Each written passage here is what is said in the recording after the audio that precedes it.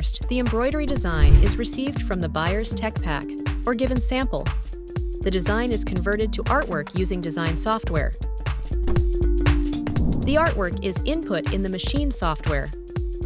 The cut panels are set under the machine head. Then we start the embroidery process in the machine. Usually first a sample is made and sent for buyer's approval. After approval, then bulk production is done. After completing embroidery production, the panels are sent to thread cutting department to cut the loose threads. Then every piece is checked by quality assurance department. Then the quality OK panels are sent back to cutting department to be kept sewing line input area.